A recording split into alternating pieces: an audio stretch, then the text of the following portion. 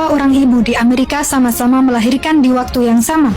Yang satu melahirkan anak laki-laki dan yang lain melahirkan anak perempuan.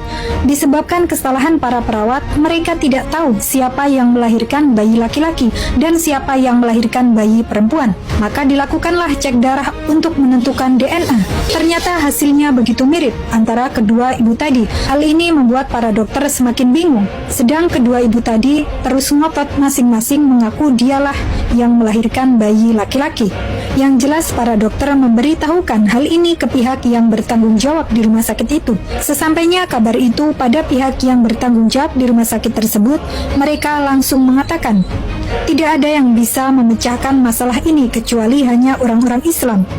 Akhirnya mereka menghubungi salah satu saudara muslim di Saudi. Maka terjadilah dialog seperti ini. Orang Amerika, bukankah Anda mengatakan bahwa setiap masalah pasti ada jalan keluarnya di dalam Al-Quran? Maka dikisahkan kepada muslim tersebut tentang apa yang terjadi. Kemudian muslim tadi berkata, jalan keluarnya sangat mudah. Muslim mengatakan, jalan keluarnya mudah. Ambillah beberapa tetes air susu dari masing-masing ibu tersebut. Maka susu yang paling banyak mengandung nutrisi, itulah ibu yang melahirkan bayi laki-laki. Sedang susu yang mengandung lebih sedikit nutrisi, maka dialah ibu yang melahirkan bayi perempuan. Maka para dokter pun mengambil sampel susu dari kedua ibu tersebut. Mereka pun melakukan pengecekan, dan benarlah ternyata mereka dapatkan perbedaan, dan akhirnya tahulah mereka siapakah ibu yang melahirkan bayi laki-laki dan yang melahirkan bayi perempuan.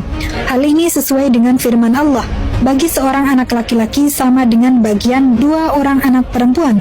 Quran Surah An-Nisa ayat 11. Peristiwa ini juga memastikan bahwa sejak dalam kandungan laki-laki dan perempuan itu berbeda dalam substansi nutrisinya. Karena jumlahnya di dalam air susu ibu, jumlahnya 1:2. Inilah bukti kebenaran Al-Quran. Selama ini pengertian dan pengetahuan kita hanya soal warisan, ternyata lebih daripada sekedar warisan. Maha benar Allah dengan segala firman-Nya.